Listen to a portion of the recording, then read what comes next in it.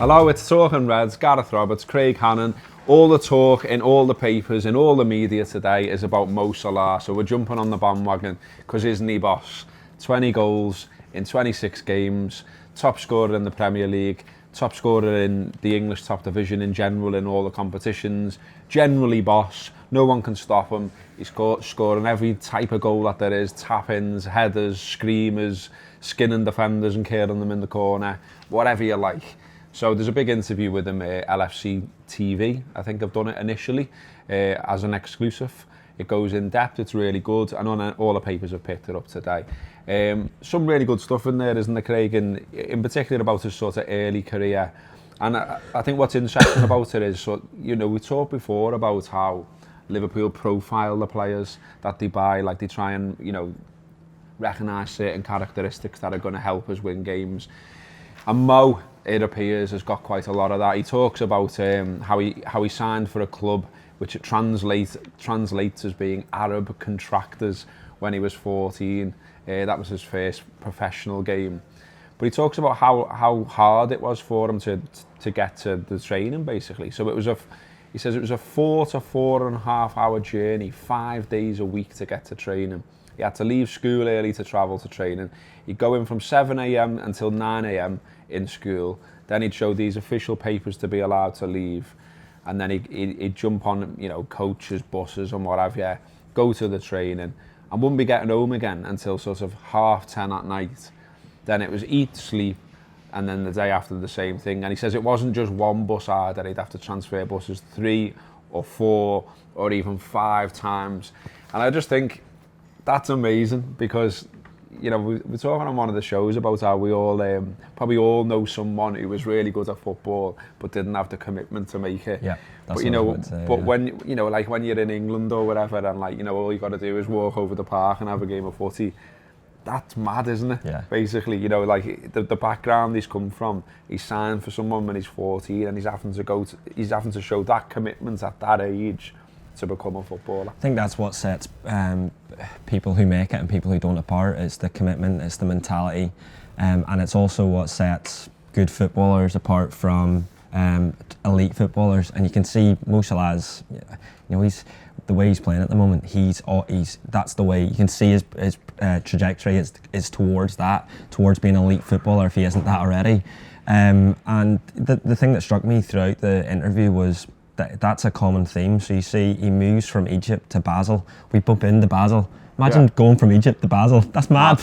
Yeah, absolutely wild. Yeah, didn't speak any German, didn't know anyone there, talks about being on his own in the hotel at night, a little bit homesick, and that just shows that he's got the drive to stick things out even when the chips are down. It seems as if it's a difficult time for him, that he can go through, and it shows a game whereby it would have been easy for him not to come to England because of the first time in England with Chelsea obviously doesn't work out. Would have been very easy for him to look in Spain or well, he was doing all right in Italy, wasn't he? Well, he was, yeah. He could have stayed there, played for Roma, played Champions League, but he decided to take the leap and play for Liverpool, and look how it's working out for him now. Yeah, in Basel he says that, you know, he didn't, as Craig says, doesn't speak any other language, just going to training, playing in games. But then he said he sort of have like 15 hours to himself, 10 of them for sleeping, he says. 10 hours sleep. I'm into that. I'm into that, but I've never had 10 hours sleep. I don't think, apart from when I drank too much at the weekend. He did. We're not going into that. But yeah, he says even, like, you know, I'd go back to the hotel and I'd have no channels to watch because there was no Egyptian channels. So he's just knocking around in a hotel room, miles and miles and miles away from home. I mean, I think some of this, like, you know, sort of translates to the way he plays as well a little bit. So, you know, you think about, even at the weekend, like, he has a couple of sighters and he's not bothered, you know what I mean? He has a couple of efforts at goal that go over the bar, and it's not like he's like, it doesn't affect his confidence. He just goes, I'm going to have another go in a minute, and this one will go in the back of the net. But yeah, I think the thing that everyone was saying about Mo Salah when he first signed for Liverpool was, yeah, he scored a few goals, but he doesn't half miss loads of chances. And Mo Salah didn't give a shit. Mo Salah's continued and stuck it through, and still the same attempts. And I think the thing that we're seeing from him now is he's scoring so many different kinds of goals. I think they said on the review or the ping, can't remember which one, but it was essentially like, if you imagine you're an opposition manager and you're trying to put a plan in place to stop Mo Salah. How do you do that now? I know. Because he's scoring all different kinds of goals. You can't just say, oh, he comes in his left foot, because he doesn't just do that. He scored with his right. So it's becoming increasingly difficult for the opposition to try and work him out, and that only bodes well for Liverpool. I think in a way as well, because of the types of goals he's scoring and because of the types of performances he's putting in, you can see that defenders are visibly scared of him. They're making mistakes. They're doing things that ordinarily defenders wouldn't do. They can see him on the shoulder and they're just sort of panicking and trying to hit it up in the air or just get it away. And whatever people have tried to do to stop him as well, it's just not working, is it? People have tried to hack him down. He just seems to jump over you. You can't get the ball off him. He's strong as well. I mean, that was talked about a lot at the weekend about how strong he is. He's come back to England a lot stronger than he was before. He's a bit of a skinnier lad when he first come to Chelsea, which is perhaps why he didn't get in. I mean, there's a column in the Daily Mail. We'll get onto the papers in a minute, but I did just want to mention this. Martin Samuel, he's writing about Zaha. There's a lot of Zaha stuff in the papers today because obviously he's doing quite well for Palace, and there's a bit of a theme about sort of big clubs letting players go and them having a bounce back, and like Salah basically. But he talks about Salah here and he says, he'd done well in Serie A, but his spell at Stamford Bridge was unsuccessful. 19 games, just 10 starts. And he says, for Liverpool, it seemed like an expensive gamble, a fee of £37 million, rising to £44 million for a player who couldn't even make the first team of a rival. And he says, when you look back now at the reports of when Liverpool signed him, it was described as a staggering fee. His form at Chelsea was described as underwhelming. And he says, and as for the headlines, it almost seemed that his name wasn't Mohammed, but his name was Chelsea Flop. I don't agree with that. I think it was only opposition fans that we saw talking about, most notably Chelsea fans talking about him being a flop. I think we live in this Premier League bubble where, if it doesn't work in the Premier League, then, he's not good enough. And I think he proved himself nettily, at least a strong lead still. And he proved himself there. So I think we're all a little bit guilty of living in this Premier League bubble and worrying about how they'd maybe done previously in the Premier League. Look at De Bruyne as well, best player in the league now. Salah, maybe the second best player in the league. The thing that excites me most about Mo Salah is that while in the games coming up, so Arsenal, Wenger will be sitting down and trying to hatch a plan to stop Salah, but that frees up Coutinho, Mane, Firmino, do you know what I mean? So like that it's not just the goals he's scoring, the 20 goals, it's the fact that he's a distraction because now they're not worrying about the other players as much. Well, if you want to read that full interview, it is quoted widely in today's newspapers, but it is also on the official website on LFC's website. There's some other stuff in there quite funny. He says like he's his English is a lot better now. He's able to watch English TV. He says he just sort of chills out reading books and watching the telly and stuff like that when he's not training. But he says I'm understanding Scouse, but I think it's very difficult. He says Flano's accent is the worst one. He also says that rather than TV, he watches more things on YouTube. So, all right, Mo. How's it going, lad? I hear you in the Scouse accent, Mo. It gets easier, don't worry. But next up on Talking Reds will be the papers.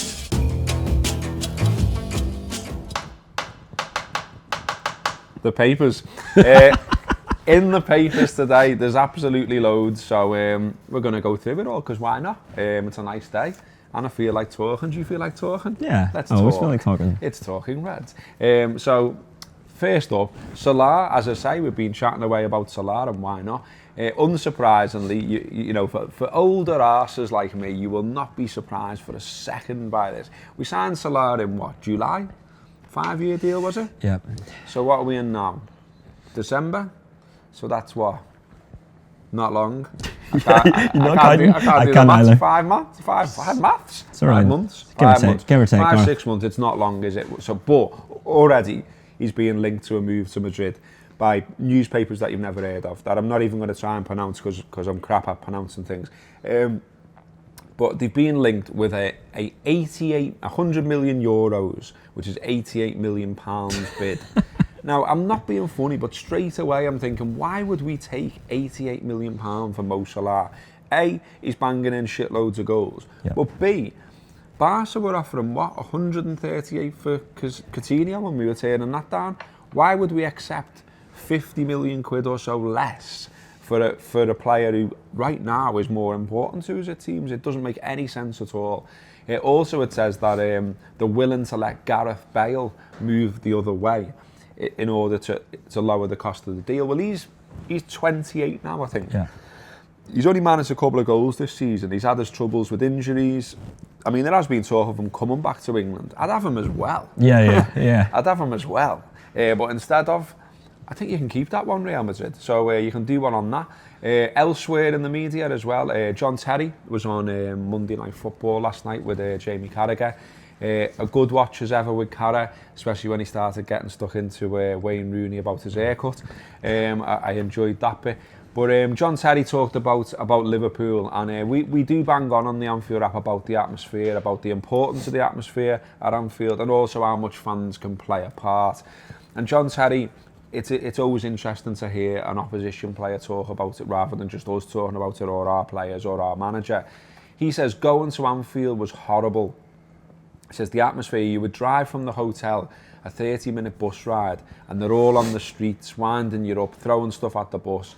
He says it was a nightmare. It was the worst and the best ground to go to. He says you didn't fear going there. All right, John. But he says you look forward to going there. You look forward to the big games and the big nights. And the Champions League game in 2005 is probably the best atmosphere I've ever played in, he says. Well, I wouldn't disagree with him on that.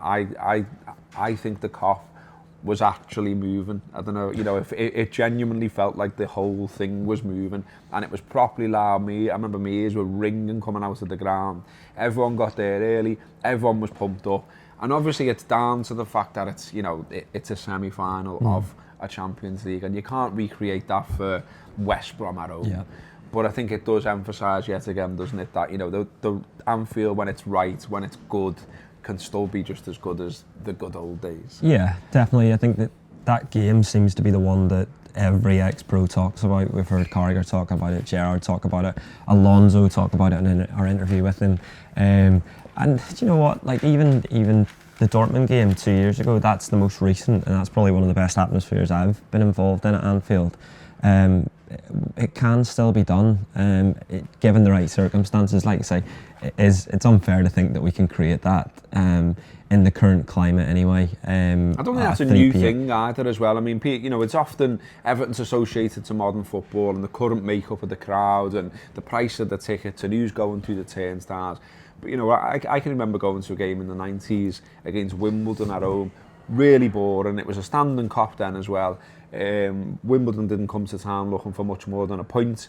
They came to stifle, they came to bore, they got stuck in, and it was a really, really, really dull game. And I think Barnes won it for us, chipped the keeper, and obviously we went mad then. But there was loads and loads of silence. There was loads and loads of people just going, "My God, this is dull."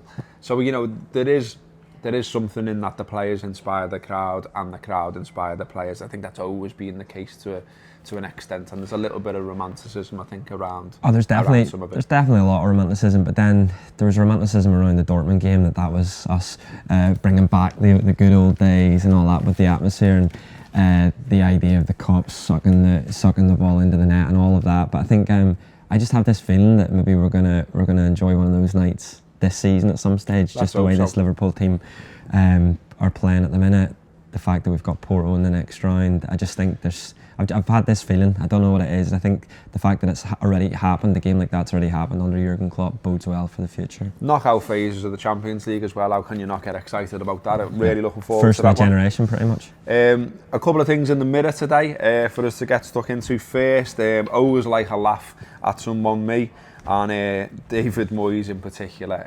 David Moyes, the football genius, the man who always shit his kecks in a derby, the man who went to Manchester United and made things worse, the man who blagged that he could speak Spanish. He's the gift that keeps on giving, isn't he? And here he is again. There's a brilliant quote in here. I mean, West Ham have done all right a couple of games, and so he's getting excited like he does. I've highlighted this quote here in the mirror. It's just a preview of their game against Arsenal in the Carrer and Bracken Cup, or whatever they're calling it these days. He said, if you're any player, you have to come and show what you can do. Your reputation doesn't stand for anything. You have to come here and try and get up and show you're capable of doing the job. And then he's talking about himself now. I think I'm capable of doing the job at any club in the world. So I'm sure I can do it at West Ham. I mean, David... Except Yeah, United, except Sociedad, Sunderland. Everton, when it came down to it, Everton in the derby, Everton in cup finals, Everton in big games. I mean, you know what, with David Moyes, he proves you can be a winner when he's not a winner. Oh, yeah, that's amazing. We'll put that one down to over-exuberance. We'll put that down to over-exuberance, Davey.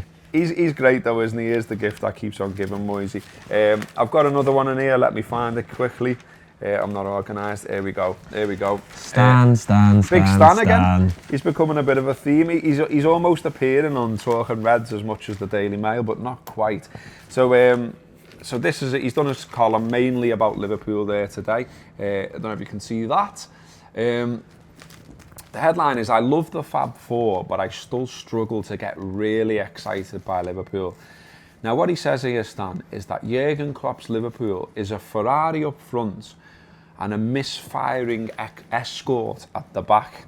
For those not watching in England or not aware of what a Ford Escort is, it's just a run-of-the-mill car. Misfiring. This is a misfiring. This is a misfiring Escort. So he says 6 times out of 10, it'll take you where you want to go in style, but there'll be times when you're pushing it home, and that's how Arsenal have been for years. And he says, and if the German isn't careful, the Gunners' lot over the past decade could end up being Liverpool's over the next one.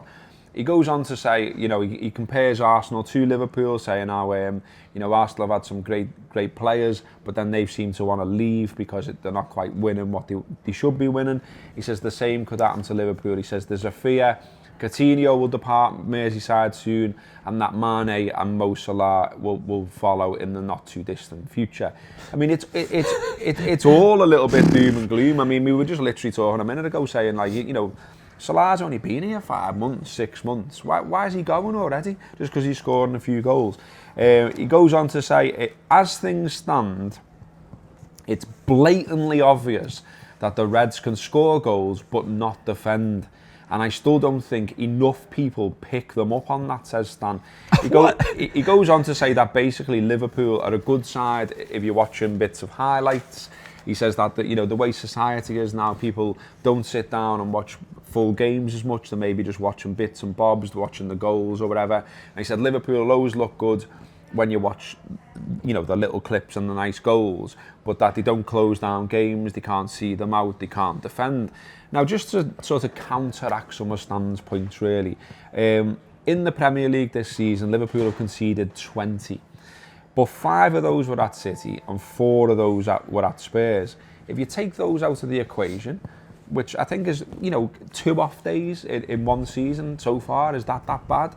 I don't think it is. He says that, you know, and so this is me saying, it's not Stan anymore. He says this, I'm still doing it, I can't get Stan Collymore out my head. That means 11 goals conceded in 16 Premier League games, which is also, you know, that's not bad, is it? And then last season we were the 5th best defence in the league, and we obviously won 76 points, and we got ourselves in the Champions League. We've only lost 2 games in the league to City and Spurs. Obviously the draws have been costing us. Yeah. We've talked about them. But do you think Stan's going a little bit over the top here about the quality of the defence? I feel like he is. Since the Spurs game, Liverpool's defence have quietly looked really good, and I think there's been too many people talking about Liverpool's defence being poor. I think since the Spurs game they've got their act together, whether it's been Lovren and Klavan together, who have looked quite solid in the last couple of games. Much more solid. But no one's talking about that. Whether it's Gomez coming in there, whether Matip, I think they've looked quietly good. Gomez has been absolutely superb. Gomez has been brilliant. Gomez has been one of the best defenders in the league, I think, this season. And what age is he? 21? He's young and he's very inexperienced.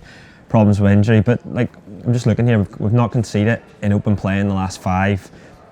With 5 clean sheets since the Spurs game, since the Spurs collapse, and 2 goals in the last 9 conceded. So should he not be talking about a bit of a renaissance, a turnaround, rather than being negative and just, well, looking at the Liverpool of old? Liverpool didn't start the season very well. We were a bit disappointed. It was a bit stop-start, but they look as if they're getting their groove. And I know there's been a couple of draws, but that's a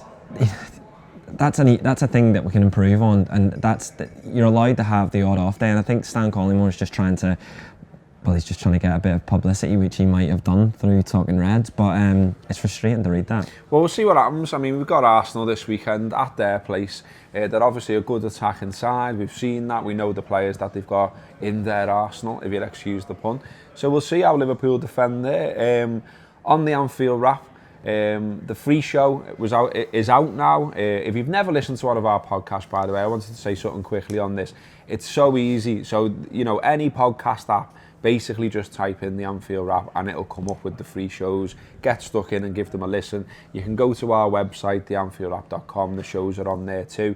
It's also in some other places that you might not know. So Spotify has got podcasts on there now. You can look the Anfield wrap up on there and you can listen to the free show there. The TuneIn app, which lots of people use to listen to the radio, myself included. The Anfield app is on there also. Any Android app, any Apple app, the podcast app, type us in, look us up, listen to that latest free show. It was a good one. And then obviously if you like that, consider subscribing, because there's loads and loads and loads more podcasts for subscribers. The review is out for subscribers. That was put out early last night. The Coach Home is out today as well, where we chat to some supporters of other clubs. So as ever, plenty on the Anfield app, plenty of reasons to give it a go. That has been Talking Reds.